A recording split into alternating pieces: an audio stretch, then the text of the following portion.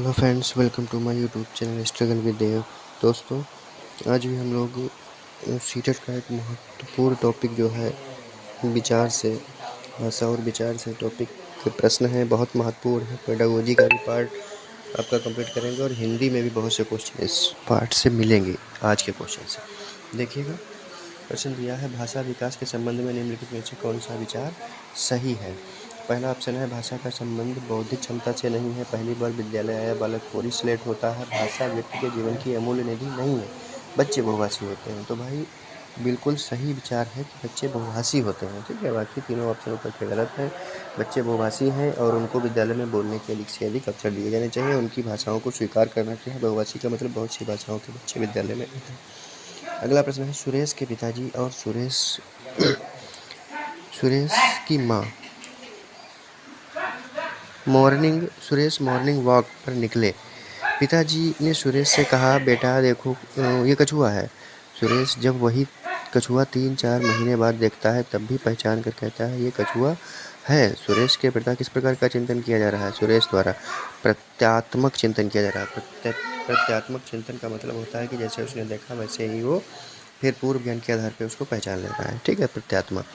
अगला प्रश्न है बालक का भाषा विकास बड़े परिवार में अच्छा होता है, ऐसा क्यों। क्योंकि बड़े परिवार में अभिव्यक्ति के बहुत अवसर मिलते हैं तथा अनुभव भी बहुत हो जाता है, इसलिए वहाँ पे अच्छा विकास होता है। फिर अगला प्रश्न देखिए है आपके सामने।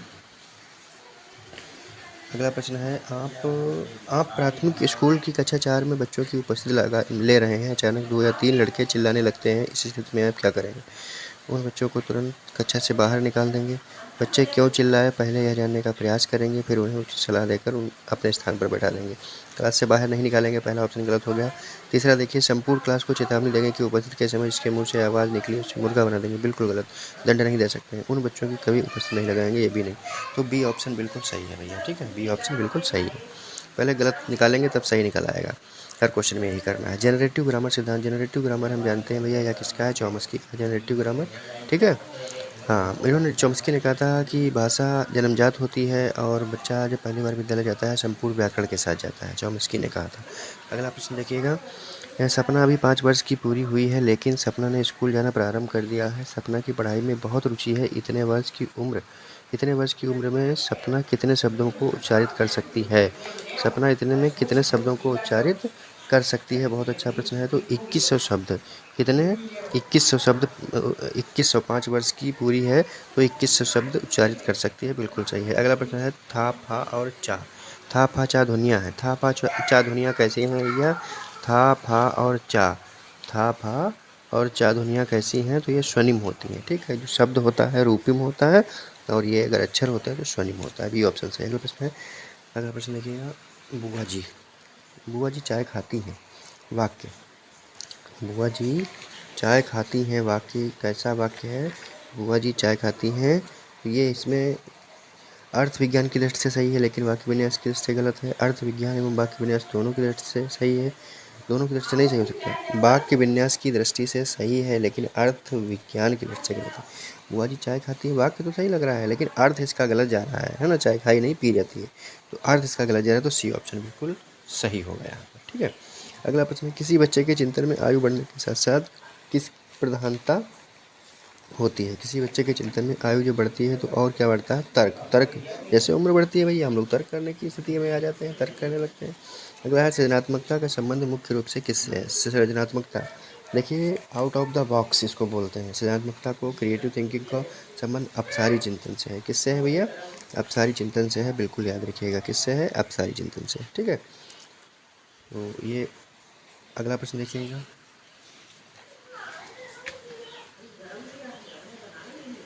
उपासना, चिंतन अनिवार्य रूप से क्या है।